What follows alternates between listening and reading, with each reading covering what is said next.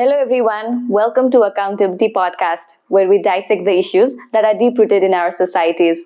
I am Suveksha with my co-host Bikin. अनि आज चाहिँ हामी नयाँ सिरिज सुरु गरिरहेका छौं हैन त बिकिन? Yep, that's right. We're starting the new Defending Democracy series. यसमा चाहिँ we'll have a total of 4 episodes where we invite guests to talk about Nepal's governance systems, foreign affairs, any misinformation around politics, just a lot of interesting stuff. So I hope you guys won't miss out. And आज चाहिँ first episode भएर we're starting with Nepal's democratic scenario. Yep. And I think it's a really good topic because last month I was traveling to Butol and Viratnagar just conducting dialogues. And one of the participants asked a really interesting question. हाम्रो नेपाली जनतालाई democracy भनेको ठ्याक्कै के हो थाहा छ त भनेर. And I was like, that's a really good question. And do we actually know what democracy means for us? So to answer that question, we have a really prominent political analyst who regularly contributes to Nepal's national dailies, sharing his opinions on pressing issues, and is a regular advisor of politics and governance. Mr. Hari Sharma, welcome to the podcast, Hari sir. Thank you very much. So it's a good opportunity to share, as you said in the introduction, state of democracy in Nepal, where we are and what haunts us in terms of democracy in Nepal. That's amazing. Ani, how are you today? Let's start with that. Kathmandu's weather is changing quite fast. It's becoming really warmer every day. Right. And this is the dusty season. But I'm fine. Overall, I'm okay. Now let's go into the topic. So, अघि नै बिकिनले जोमा भनिसके आज चाहिँ हामी more of democracy के हो भन्ने विषयमा चाहिँ धेरै छलफल गर्छौं.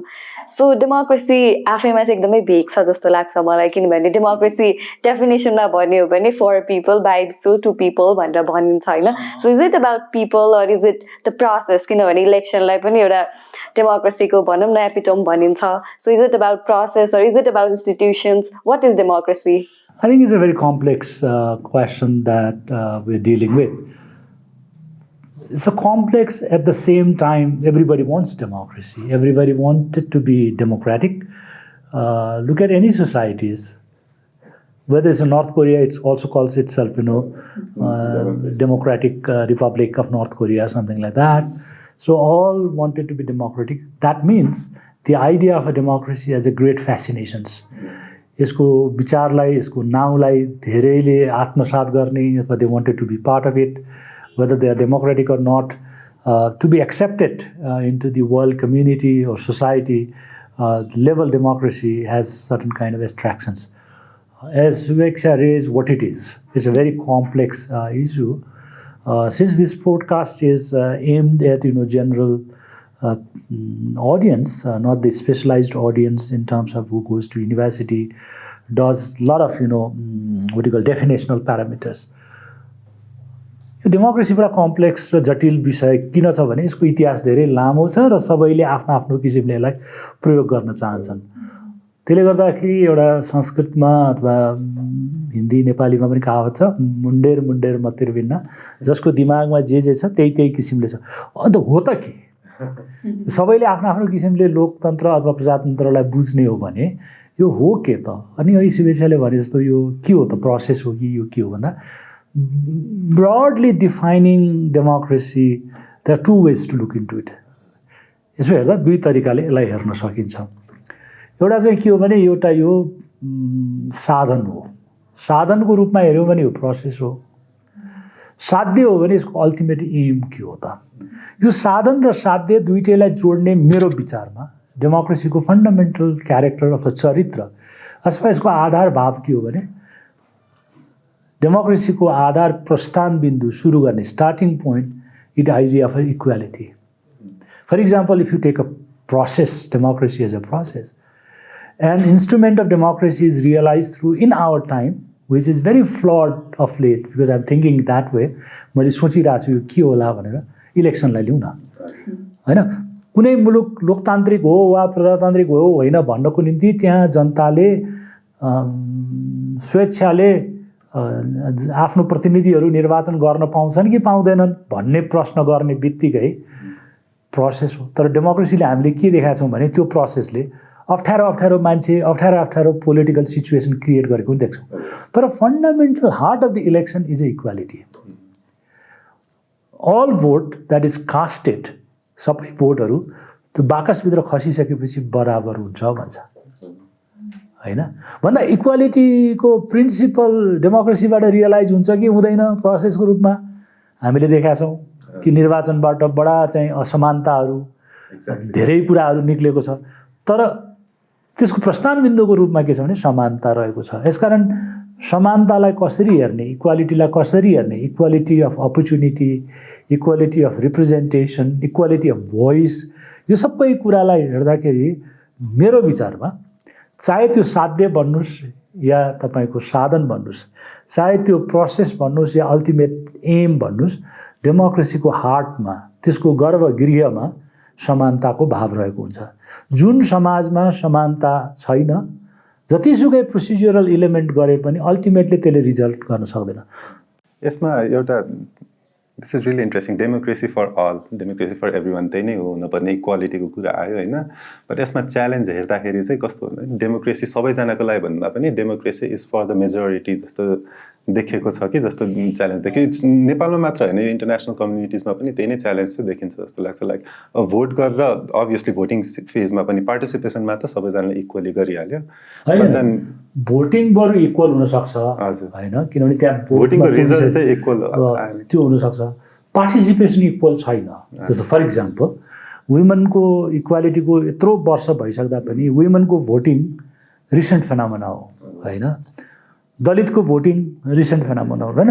इकोनोमिकली डिसएडभान्टेज कम्युनिटीहरू अब गर्दा गर्दै त हेर्नु न, भोटको लागि सबै बराबर छ, सबै नागरिक हो भन्दा भन्दै पनि एक्सेसिबिलिटी भएन भने अथवा जानलाई त्यहाँ सजिलो भएन भने डिसेबलहरूले कसरी भोट हाल्छन् त भन्दाखेरि operationalisation of democracy itself is a problematic. त्यही भएर मैले अघि सुरुमा यहाँहरूलाई के भने कि यो जीवन पद्धति पनि हो, दृष्टिकोण पनि हो, अर्कालाई हेर्ने दृष्टिकोण पनि हो। बराबर छौँ भनेर ओठे भक्ति गरेर लिप सर्भिस गरेर मात्रै डेमोक्रेसी हुँदैन रहेछ। प्रक्रिया छ भनेर कागजमा मात्रै भनेर भइन्छ। त्यही भएर अघिको 3टा सिक्वेन्समा साध्य साधनको कुरा गर्दा गर्दै मैले जीवन पद्धति किन भने you have to internalise the democratic ideals and values. त्यही भएर जतिसुकै प्रक्रियाको कुरा गरे पनि पहिला भ्यालुमा क्लियर हुनु पर्यो। कस्तो किसिमको समाज हामीले खोजेको हो, समतामूलक न्यायपूर्ण होइन बराबरीको समाज खोजेकोमा त्यसमा कन्भिन्स हुनु पर्यो। अनौठो तपाईँले के भन्नुभयो भने अहिले यो साधन र साध्यको विषयलाई पर राखेर, अल्टिमेट भ्यालुको कुरालाई पर राखेर लोकतान्त्रिक प्रक्रिया भनिएबाट चाहिँ पावरलाई हत्याउने होइन, शक्तिलाई आफ्नो अनुकूल बनाउने, जुनै पनि कस्टमा चुनाव जित्नुपर्छ भन्ने हो। अहिले नेपालको अहिले चुनाव आउँदैछ, यो गठबन्धन चाहिन्छ चाहिँदैन 10 थरी कुराहरू उठिरहेको छ। के भने के का लागि चुनाव गर्ने, जनतालाई सेवा सुविधा छैन, अहिले चुनाव जित्नै पर्छ भन्ने जुन किसिमको मनस्थितिबाट अहिलेको राजनीतिक डिस्कोर्स चलिरहेछ, यसले साँच्चै लोकतन्त्र अथवा प्रजातन्त्र अथवा डेमोक्रेसी हाम्रो वे अफ लाइफ हो भन्ने कुरामा क्वेसन उठेको छ। र तपाईँले भन्नुभयो कि यसबाट चाहिँ निर्वाचनको आउटकमलाई कसरी हेर्ने भन्दाखेरि चाहिँ एउटा डेफिनेसन छ, त्यो फेरि जीवन पद्धति र भ्यालुसँग जोडिन्छ। Democracy is institutionalising uncertainty. त्यो अनसर्टेन्टी भनेको के हो भने आउटकमको uncertainty. You participate in the process equal. त्यो भयो भने के हुन्छ भने हार्ने र जित्नेको बिचमा मेरो फेरि पालो आउँछ। फुटबलमा गेम खेले जस्तो सधैँ हारिरह्यो भने त त्यो किन खेल्न आउँछ त होइन। सधैँभरि माइनोरिटी भयो भने त्यो मान्छे त्यो ग्रुप समूह त फेरि पार्टिसिपेट गर्दैन। So democracy is also like a game. People play to satisfy each others aspirations and need हो। यो पटक भएन, अर्को पटक पालो आउँछ।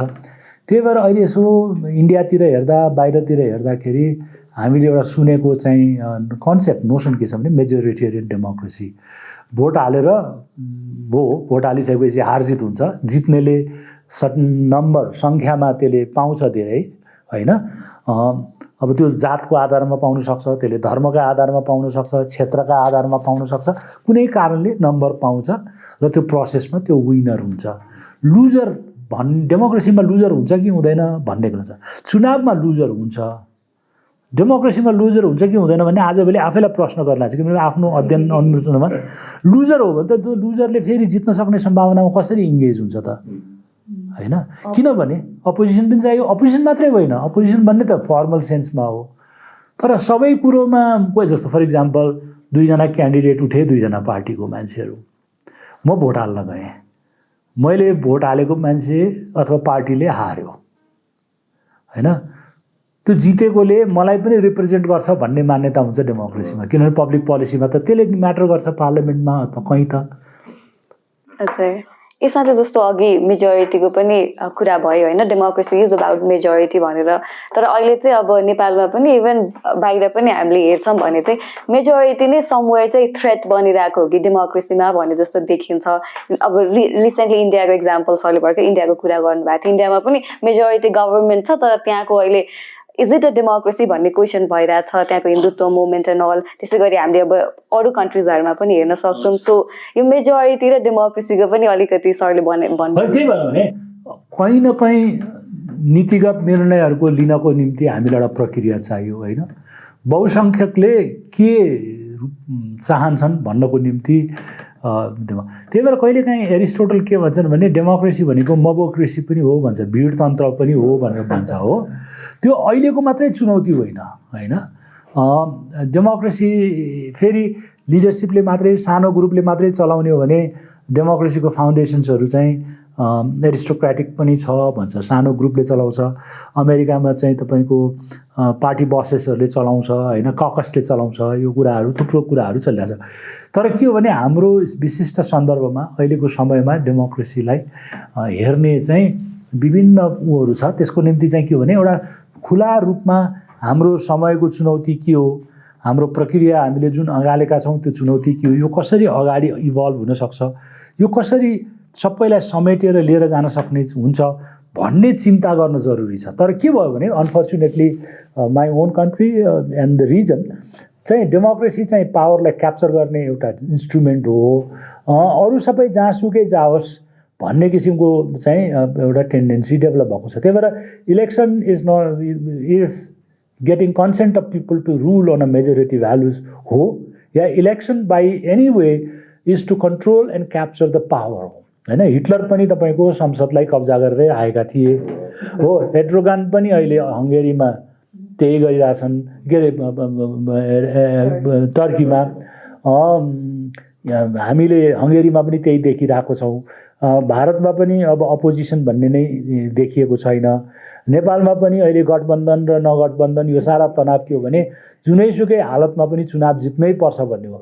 चुनाव लोकतन्त्रको अथवा प्रजातन्त्रको जीवनमा एउटा आउने 5 वर्षमा आउने एउटा अपर्च्युनिटी हो। जनताले पनि के छुटाउनु पर्यो भने यो चाहिँ एउटा रिप्रेजेन्टेटिभ इन्स्टिट्युसन अथवा प्रतिनिधित्वमूलक संस्था निर्माण गर्ने हो। प्रतिनिधित्वमूलक संस्थामा मेरो सहभागिता कसरी हुन्छ, मैले प्रतिनिधित्व गरेर पठाएको मान्छे मेरै माथि मालिक हुने हो या त्यसले मेरा बारेमा चर्चा छलफल गर्दा म कहाँ फर्केर आएर सोध्ने हो। हजुर, त्यही डेमोक्रेसीको नारा त लगाइराख्यो। अनि च्यालेन्ज चाहिँ अर्को अहिले के देखिन्छ भने पिपलहरूले यो डेमोक्रेसी जति पनि अब चाहिन्छ भनेर भनिसक्दा पनि when they choose their leaders, they're still अब अलि डेमोक्रेसी त्यस्तो डेमोक्रेटिक लिडरहरू होइन जस्तो लाग्ने कि दे स्टिल वान्ट डेमोक्रेसी होइन, डेमोक्रेटिक भ्यालुजहरू चाहिन्छ भनेर नै भन्छ पिपलहरूले नै। But when they choose their leaders, example अब नेपालमा पनि छ, नेपाल, इन्डिया, युएसएमा पनि हेर्दाखेरि लास्ट टाइम अब ट्रम्पहरूको एक्जाम्पल दिँदा, मोदीको एक्जाम्पल दिँदा पनि they don't really so values of democracy के। सो त्यसमा पिपलहरूको डेमोक्रेसीमै डिस्ट्रस्ट हुन थालेको हो कि डेमोक्रेटिक लिडर्स भन्दा पनि अब होइन। एउटा त के भने डेमोक्रेसीको हिस्टोरिकल च्यालेन्ज नै के थियो भने समूहको राजनीतिलाई अथवा समूहको बिचको अन्तर सम्बन्धलाई अथवा समूहको अथवा ग्रुपको एस्पिरेसन्सलाई कसरी म्यानेज गर्ने भन्ने थियो होइन। डिट्र्याक्टर्सहरू जो चाहिँ डेमोक्रेसीभन्दा फरकको कुरा सोच्थे उनीहरूलाई डेमोक्रेसी चाहिँ जहिले पनि अनरुलीहरूको ग्रुप हो होइन, भिडतन्त्र हो, अराजक हो होइन।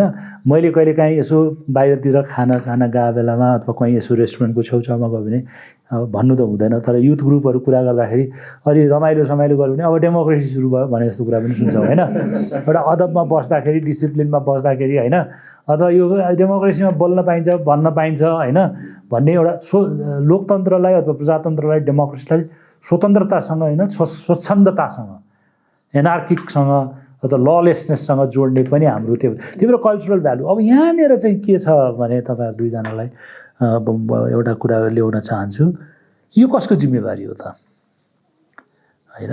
अब हामीले अहिलेसम्म कल्पना गरेको लोकतन्त्रमा अथवा प्रजातन्त्रमा in democracy we cannot imagine so far till this date democracy without political party, किनभने डेमोक्रेसी भनेको चोइस हो भनेर भन्यो नि अघि पनि होइन, चयनको कुरा हो। नेपालको सन्दर्भमा political party, let's come nearer to home, नेपालको सन्दर्भमा नेपाल पोलिटिकल पार्टिजहरूको रोल चाहिँ के थियो भने इमान्सिपेटरी, लिबरेसनको लागि, स्वतन्त्रताको लागि, समाजको एउटा जुन विकास क्रममा थियो त्यसलाई आधुनिकताको पक्षमा लिएर जानको निम्ति, किनभने very idea of equality is a very new to us. Human एस्पिरेसनमा कता कता हामी बराबर हुनुपर्छ, सबैको काट्यो भने रगत रातै आउँछ भन्दा भन्दै पनि हाम्रो सोसाइटी चाहिँ फ्युडल सोसाइटी त हो नि त, होइन? त्यसले गर्दाखेरि नेपाली पोलिटिकल पार्टिजहरू हिस्टोरिकल जुन टाइममा इमर्ज गरे, उनीहरूको सबैभन्दा ठुलो रेस्पोन्सिबिलिटी के थियो भने यो भ्यालुजहरूलाई इन्कल्केट गरेर सोसाइटल ट्रान्सफर्मेसनमा काम गर्नुपर्ने थियो। पावरको लागि बन्ने भन्ने हुँदाहुँदै पनि होइन, पिपललाई चोइस दिने, इडियोलोजिकल चोइसेसहरू सिद्धान्तका आधारमा, व्यवहारका आधारमा चोइस दिने कुरा हुँदाहुँदै पनि पोलिटिकल पार्टिजको रोलहरू चाहिँ ट्रान्सफर्मेटरी थियो होइन। त्यही भएर 7 साल ताकको पार्टिजहरू क्रान्तिको समयमा अन्यथा नलागोस्, नेपाली काङ्ग्रेसलाई हेर्नुभयो भने यसको कम्प्लिट रिभोल्युसनरी एजेन्डाहरू थियो होइन। तपाईँको जातभातको विरुद्धमा, अनि त्यसपछि तपाईँको ल्यान्डको सम्बन्धमा, नेचुरल रिसोर्सको सम्बन्धमा त्यसको लिडर्सहरूको राइटिङ, त्यो बेलाको लिडर्सहरू स्पेसली बिपी कोइरालाको राइटिङ्सहरू हेर्नुभयो भने त्यो देख्नुहुन्छ।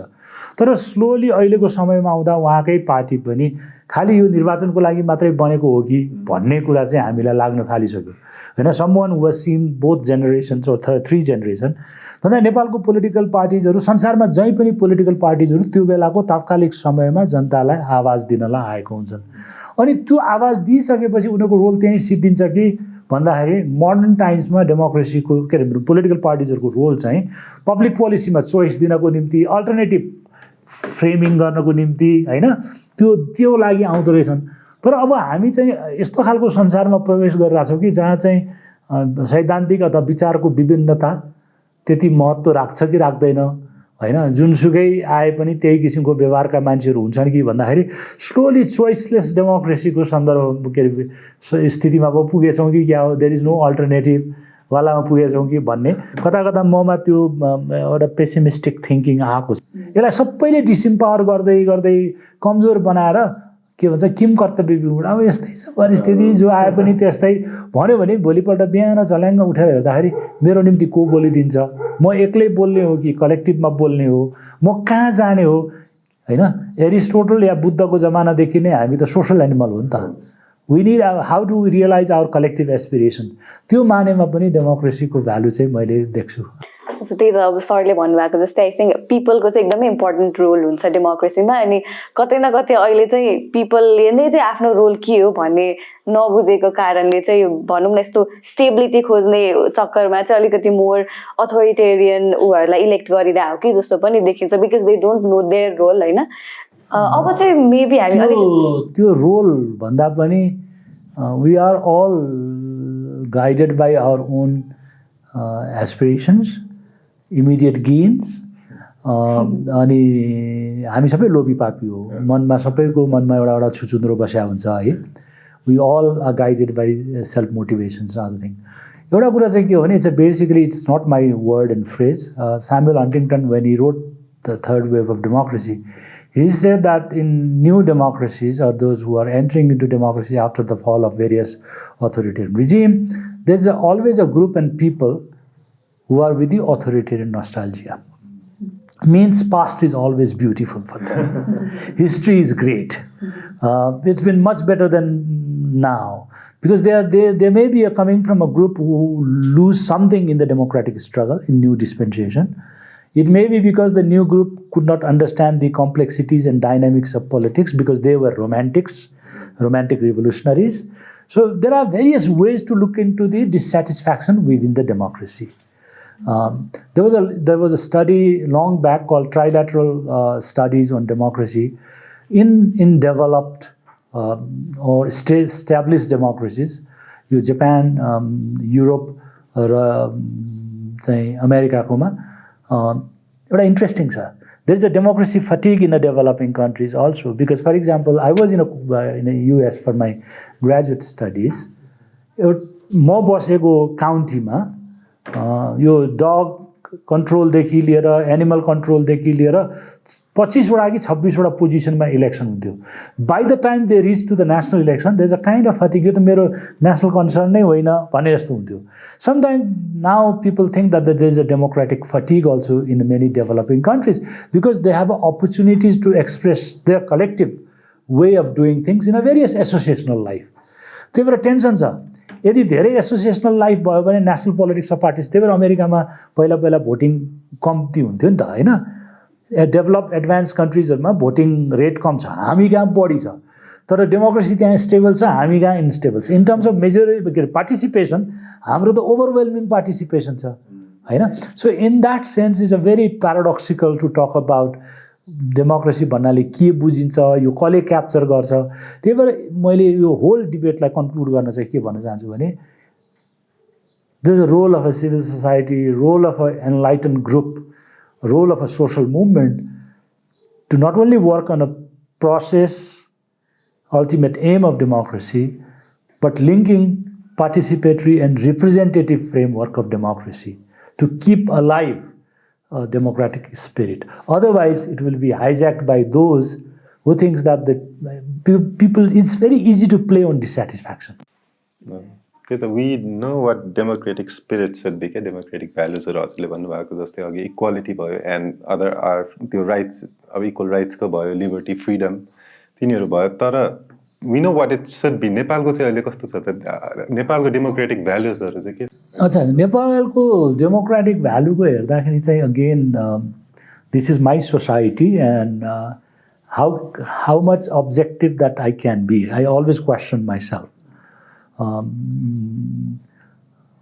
बाहिरबाट हेरे जस्तो अब्जेक्टिभ मेरो हुँदैन, किनभने यो मेरो सोसाइटी हो, मेरो आफ्नो भ्यालुजहरूले मलाई गाइड गर्छ. यस्तो भयो हुन्थ्यो भन्ने कामनाले डेमोक्रेसी यस्तो भइदिए हुन्थ्यो भन्ने हुन्छ, त्यो भइरहेको नहुन सक्छ होइन. पावरफुलले मेजोरिटीको नाउँमा धेरै रुल्स एन्ड रेगुलेसन्सहरू हामीले मिचेको देखिरहेछौँ. एभ्रिडे पोलिटिक्समा बल मिचाइ हुनु आफ्नो ठाउँमा हो, तर डेमोक्रेसीको प्रोसेसलाई नै अन्डरमाइन हुने गरेर, जस्तो for example at the cost of seen partisan, but I don't have any partisan position on this. KP Sharma ओलीले 2 पटक पार्लियामेन्ट डिजल्भ गरे होइन.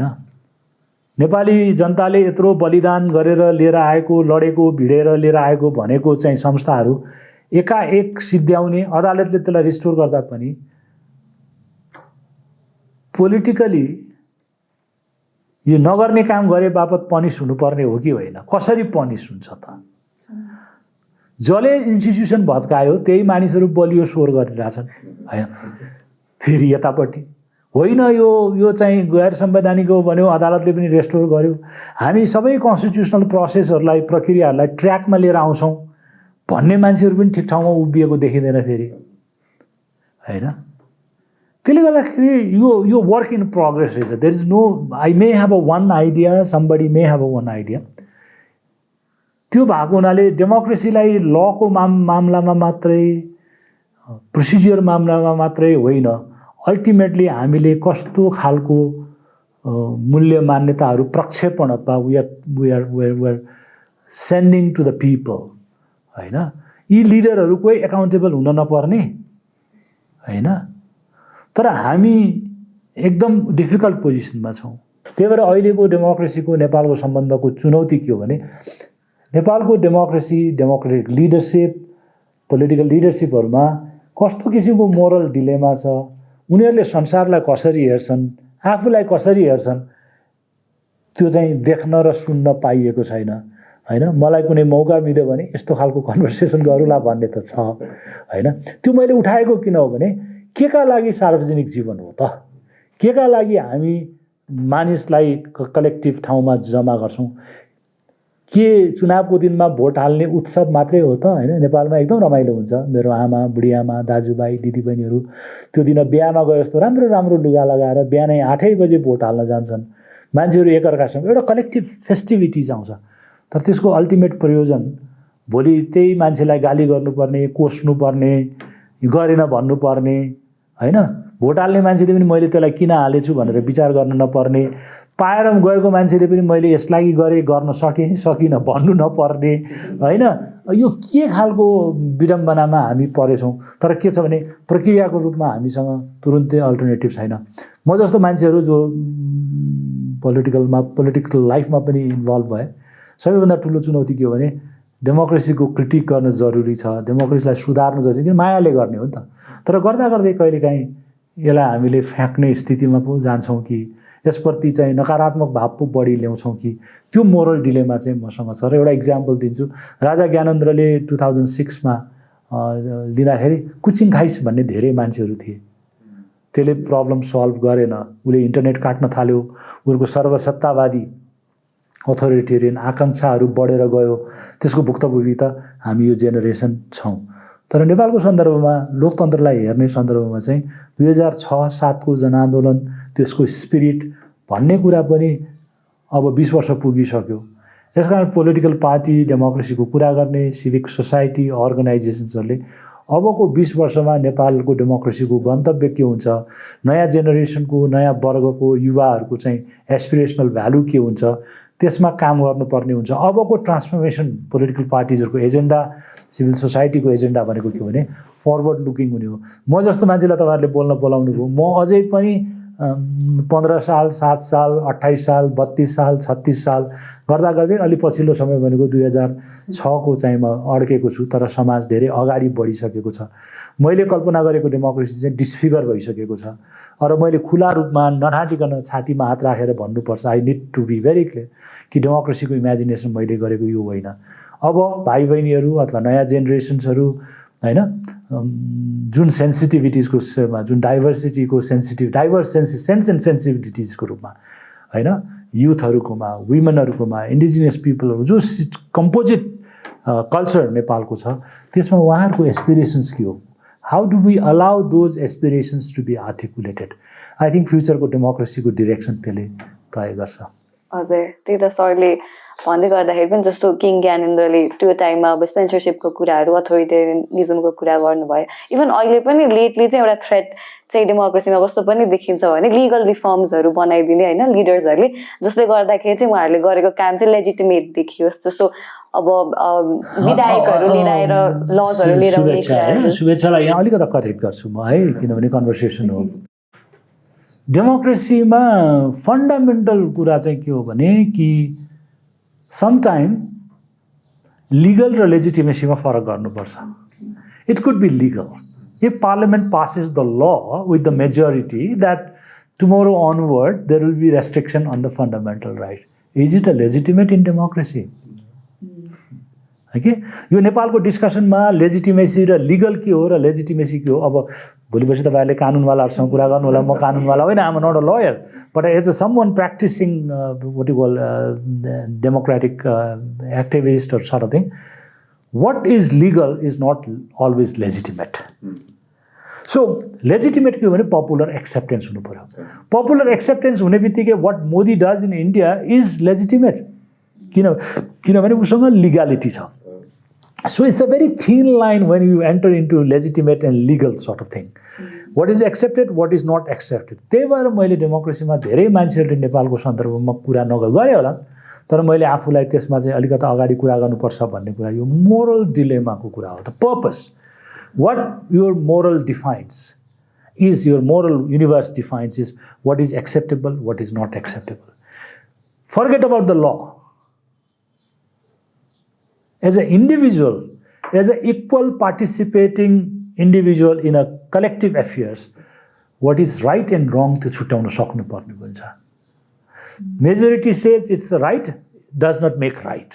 त्यही त एक्ज्याक्टली त्यही क्वेसन गर्न पर्ने नै इम्पोर्टेन्ट देखिन्छ। एन्ड आई थिङ्क अहिले चाहिँ हजुर पनि अघि भन्नुभएको अनुसार अहिले फियरलेस क्वेसन गर्न सक्ने भनेको नि युथ नै हो जस्तो लाग्छ मलाई पनि। युथ अहिले जस्तै लाइक पेन्डेमिकको बेलादेखि नै अब कति सहने इनफ इज इनफ कति क्याम्पेनहरू स्टार्ट पनि भयो युथहरूबाट। And these movements are really important पनि लाग्यो। तर यसमा एउटा कन्फ्लिक्टिङ चाहिँ कस्तो हुने चाहिँ युथको आवाज त उठाएछ एन्ड इट्स इम्पोर्टेन्ट, बट यो डेमोक्रेसीमा अलिकति थ्रेट पनि छ जस्तो लाग्छ कि मलाई। बिकज युथहरूलाई डेमोक्रेसीमा त्यही अघि डिस्कस गरे जस्तै ट्रस्ट चाहिँ अलिकति कम छ कि भनेर। Because talk to a lot of youths होइन रेगुलर बेसिसमा my friends are youth as well अनि उहाँहरूसँग कुरा गर्दा चाहिँ उहाँको आइडिया अब डेमोक्रेसी भन्यो यत्रो we've had different political parties को लिडर्सहरू through the past years होइन democracy आएदेखि it has never worked so अझै अब maybe it's better to have a king back in the country भनेर के there are reasons त्यसमा they might have forgotten what it was like to have a king त्यसको दुईटा कारण छ एउटा चाहिँ the youth those who talk about past is beautiful bring back something else don't know what has happened so I'm very blunt on this that's why I call it authoritarian nostalgia those who think that the collective initiative of ours is finished up जसले त्यो भन्छ उसले आफ्नो एजेन्सीलाई रब गरिरहेछ how can a youth who is a powerful आफ्नो agency loose गरेर मलाई कसैले आइदिए हुन्थ्यो माथिबाट चाहिँ सेभियर आइदिए हुन्छ भनेर भन्छ so I think either his or her social class is a feudal benefit class or a urban middle class which has a comfort of a family हैन जो मान्छे आफ्नो डेस्टिनी बनाउँछु भनेर लडेर हिँडेको छ उसले कसैले अर्काले मेरो डेस्टिनी गरिदियो भनेर आउँदैन हो कि because I taught for many years in a elite management school in Kathmandu political science पढाउँथेँ अथवा पब्लिक पोलिसी पढाउँथेँ हरेक क्लासमा मलाई करिब करिब 1 महिना जति चाहिँ political science is a discipline is important for all of us भन्न लाउँथ्यो किनभने पोलिटिक्स भन्ने बित्तिकै वितृष्णा भएको ग्रुप छ क्लास छ सोसियोलोजिकली होइन अब I would not name which category of people had a visceral dislike on a politics होइन एडमिनिस्ट्रेसनमा काम गर्ने बिजनेसमा काम गर्नेहरूले पोलिटिक्सलाई पोजिटिभली लिँदैन किनभने घरमा पोलिटिसियनलाई उसको बाबुआमाले घुस खुवाएको मात्रै कुरा गर्छ हो मिलिट्री पुलिसको फ्यामिलीबाट आउने मान्छेहरूले कुरै गर्दैन किनभने पोलिटिक्स इज ललेसनेस यो छ ऊ छ घुसिया छ यो वाला कुरा गर्छ पोलिटिक्सप्रति विश्वास गर्ने को हो त भन्दाखेरि अल्टिमेटली नेपालको एलिट सिस्टममा there are very few people who genuinely feel democracy gives me a voice त्यही भएर democracy work in a progress किन हो भन्दा कि यसले मभन्दा फरक मान्छे छ मभन्दा डिफ्रेन्ट मान्छे छ त्यो मान्छे बोल्न सक्दैन यसकारण म बोल्नुपर्छ मैले उसलाई भोइस दिने हो एजेन्सी इम्पोर्टेन्ट हो तर एजेन्सी दिँदै उसको एजेन्सी मैले एप्रोप्रिएट गर्न हुँदैन भन्ने हुनु पर्यो होइन र यो कता अहिले के छ भने the globalisation has also given depoliticise youth generate भएको छ एस्पिरेसन्स ठुलो छ सुन्दासम्म ठिकै छ गीत सुन्दा रेगे म्युजिक सुन्दा या रक सुन्दा त्यो प्लुरल डाइभर्स कुराहरू सुन्दासम्म ठिकै छ तर आफूलाई पर्ने बेलामा चाहिँ उनीहरूलाई गाह्रो छ र अर्को कुरा के छ भने सडन नेपालको चाहिँ इकोनोमिक डेभलपमेन्टको एउटा आफ्नै ट्राजेक्ट्रीमा सडन लेभलको चाहिँ डिस्प्यारिटी बढेको छ त्यही भएर अहिले आर्टिकुलेट बोल्न सक्ने मिडल क्लास छ मिडल क्लास चाहिँ इनहेरेन्टली राम्रो लिबरल कुरा गर्दै पनि स्ट्याटस क्वेस्ट हुन्छ अर्को नेपालको डेमोक्रेसीको क्राइसिसमा के हो भने अस्ति मैले एउटा युथ ग्रुपसँग चाहिँ थिएटरको ग्रुपसँग काम गर्दै थिएँ भयङ्कर सुरु त गरेँ मैले बोल्दा आफूलाई कटाएँ अनेस्टली 65-63को जनआन्दोलन या धर्मनिरपेक्षता यहाँ उहाँ ब्ला ब्ला भन्दै थिएँ अनि त्यो कुराहरू बोकेर हिँड्ने एक्टर्सहरू सिम्बल्सहरू त मोस्ट डिस्क्रेडिटेड छ होइन I don't mind taking their names because this is accountability question प्रचण्डलाई हेरेर कुन किसिमको फ्यासिनेसन हुन्छ होइन तर हिस्टोरिकली हेऱ्यो भने त उसले धेरै मान्छेलाई मार्न तयार गरेको मान्छे हो नि त होइन माधव कुमार नेपाललाई हेरेर को फ्यासिनेट हुन्छ हो केपी ओलीलाई हेरेर त तपाईँको स्युडो साइन्सको कुरा बाहेक अरू कुरा आउँदैन शेरबहादुरलाई हेरेर त मैले त चिनेको पनि हो उहाँलाई दाइ नै भन्छु हि डजन्ट फ्यासिनेट मी भन्दा मेरो छोरीलाई मेरो यङ जेनेरेसनलाई कसले फ्यासिनेट गर्छ त्यही भएर मैले भनेको कि अब सिभिल सोसाइटी हामीले कुरा गर्ने हो भने पास्ट यस्तो थियो भन्नै हुँदैन किनभने the past that we inherit which has become the present now does not excite any one of us तर democracy as a long journey it doesn't stop there 300,000 इयरको हिस्ट्रीबाट यो डेभलप हुन्छ इक्वालिटीको अर्ज हामीसँगै छ ग्लोबल वर्ल्डमा पनि हामी we don't want it to be humiliated with our passport traveling all over the world. We wanted to treat it equally. हैन भन्दा त्यो कहाँ आउँछ त मेरो कन्ट्रीमा म इक्वल छैन भने बाहिर गएर म इक्वल हुन्छ त हैन जतिसुकै राजा आऊ भन्ने युथले पनि त्यो हरियो पासपोर्ट लिएर गयो भने जर्मनीमा गयो भने त गाउँबाट गएको र त्यो गएको बराबर फेस गर्छ त त्यसले। हजुर, यसमा चाहिँ भर्खर अब सरले होपको कुरा गरिहाल्नु भयो। सो नेपाल चाहिँ अब इट्स अ डाइभर्स कन्ट्री होइन, र जहाँ डाइभर्सिटी हुन्छ कतै न कतै अलिकति डेमोक्रेसी सस्टेन हुनलाई पनि गाह्रो हुनसक्छ। सो त्यो हिसाबमा चाहिँ okay I might be wrong, तर मैले भन्न खोजेको कुरा चाहिँ I was trying to hint at that. Okay, मैले अलिकति म सोधिहाल्छु। जस्तो नेपालको लागि चाहिँ डेमोक्रेसी, वर्किङ डेमोक्रेसी चाहिँ नेपालको लागि यसको डाइभर्सिटी हेर्दाखेरि अहिले भर्खर हामी अब संघीयतामा गएको छौँ, त्यो हिसाबमा चाहिँ नेपालको लागि डेमोक्रेसी चाहिँ एकदम वर्किङ डेमोक्रेसी कस्तो हुनसक्छ होला? I think there is a debate. डेमोक्रेसीको निम्ति this is called modernisation theory in the literature. अलिअलि म पढाउने मान्छे भएको हुनाले पनि नल्याउँ भन्दा त्यस्तो कुराहरू आइहाल्छ होइन। तपाईँको सेन्स एन्ड सेन्सिटिभिलिटिज के छ, बहिनीको सेन्स एन्ड सेन्सिटिभिलिटिज के छ, त्यो अनुसार मैले डिल गर्न सक्नु पऱ्यो नि होइन। झन् पोलिटिक्समा बस्ने मान्छे, कलेक्टिभ लाइफमा बस्ने मान्छे त झन् बुझ्नु पऱ्यो। भन्दाखेरि मलाई चाहिँ यो डिबेट डिस्कसन्सहरूमा कसैले यो खालको युनिभर्सिटीमा पढाउने थ्योरिटिकल आफ्नो ठाउँमा छ, पब्लिकमा पनि डेमोक्रेसीको नाउँमा यो च्यालेन्जेसहरू आउनु पऱ्यो। How do we understand differences? यो समाजमा मुसलमान पनि छ, यो समाजमा हिन्दू पनि छ, यो समाजमा अघि तपाईँले जुन प्लुरालिटीको क्वेसन गर्नुभयो, आई थिङ्क नेपालमा डेमोक्रेसी बलियो किन छ भने प्लुरल छ। बाई भएको भए त खत्तम हुन्थ्यो, दुईटा मात्रै जात यहाँ भएको भए, उत्तर दक्षिण मात्रै भएको भए, हिन्दू मुसलमान मात्र भएको त हामी डुबिसक्थ्यौँ। डेमोक्रेसीको कन्डिसन के हो भने diverse condition is our empirical reality. त्यो डाइभर्स कन्डिसनलाई बुझ्ने पोलिटिकल फिलोसफी के हो भने प्लुरलिजम हो। You need to differentiate between बहुलवाद एन्ड विविधता। विविधता कुनै पनि सोसाइटीमा हुन्छ, तर त्यसलाई एक्सेप्ट गरेर चाहिँ तपाईँको पोलिसिजको रूपमा, फिलोसफीको रूपमा, वे अफ लाइफको रूपमा बुझ्नलाई के हुनु भने you have to believe the plural values. Empirically all अहिले तिनजना बसेर कुरा गर्छौँ, हामी सबै फरक छौँ, डाइभर्स छौँ। यो female, male, tall, weak, young, we are all kind of dispensation. That's the empirical fact of our life and society. हाम्रो कन्ट्रीको डाइभर्सिटी चाहिँ के हो भने इम्पेरिकल रियालिटी हो, वस्तुगत आधार हो। त्यसलाई तपाईँ इग्नोर गर्न सक्नुहुन्न। कि एथनिक क्लिन्जिङ गर्नु पऱ्यो, कि सफाया गर्नु पऱ्यो, कि चाहिँ इडियोलोजिकल ब्रेन वास गर्नु पऱ्यो, त्यो सम्भव छैन। तर त्यो छ भनेर मात्रै सेलिब्रेट गरेर पुगेन। त्यसलाई जोड्ने आधार के हो भने कि हामीसँग प्लुरल स्पिरिट हुनु पऱ्यो, बहुल हुन्छ, विचार बहुल हुन्छ, व्यवहार बहुल हुन्छ। त्यो कहाँबाट आउँछ भने तिम्रो इम्पेरिकल रियालिटी, तिम्रो वस्तुस्थितिबाट आउँछ। मधेसमा बस्छौ एक किसिमको व्यवहार गर्छौ, गरिब छौ यस किसिमको व्यवहार गर्छौ, तर त्यो एक्सेप्ट गर्ने प्रिन्सिपल के हो भने प्लुरलिजम हो। त्यही भएर डेमोक्रेसीमा यो पनि डिबेट छ, कस्तो किसिमको सोसाइटी भयो भने, कस्तो किसिमको चाहिँ रेस रिलेसन अथवा सोसल रिलेसन अथवा इकोनोमिक रिलेसनसिप भयो भने डेमोक्रेसी ब्ल्याक एन्ड व्हाइट भयो भने सम्भव हुन्छ कि हुँदैन, प्लुरल भयो भने हुन्छ कि हुँदैन, मिडल क्लास धेरै चाहिन्छ कि, त्यही मोडर्नाइजेसनको थ्योरी जस्तो कुरा गरेँ। त्यही भएर अहिले मलाई इन्डियाको एक्सपिरियन्स हेर्दाखेरि जुन किसिमले समहाउ जतिसुकै भने पनि यत्रो प्रचण्ड बहुमत लिएर आउँदै पनि इन्डियन डेमोक्रेसीको बेसिक फ्याब्रिकमाथि एट्याक गर्ने कोसिस भएको छ, नसकेको कारण के हो भने प्लुरल भएर हो, डाइभर्स भएर हो होइन। नेपालको सङ्घीयताको सन्दर्भमा प्रश्न उठाउनु भयो। नेपालको सङ्घीयताको सबैभन्दा ठुलो विडम्बना के हो भने हिस्टोरिकल, हामीले चाहेर होइन बट वी डिफल्ट विथ। केन्द्रमा जुन सरकार बन्यो त्यही मानिसहरूको पार्टी तल बन्यो, तल प्लुरल स्पेस र डाइभर्स स्पेस क्रिएट भएको भए फेडरलिजम जस्तो ब्युटिफुल एक्सपेरिमेन्टल सिस्टम कुनै हुने थिएन। अनफर्चुनेटली हामीहरू मेन्टल सेटअप पनि सेन्ट्रलाइज्ड, हाम्रो ब्युरोक्रेसी। त्यही भएर क्वेसन उठ्छ, when do a society and country arrive at the federalist movement? हाम्रो फेडरलिजम भनेको क्राफ्टेड फेडरलिजम हो। क्राफ्टेड फेडरलिजमको लागि हाम्रो माइन्डसेट पनि त्यही अनुसार जानुपर्छ। त्यसको इम्पेरिकल कन्डिसन कहाँबाट आउँथ्यो? त्यो आएन।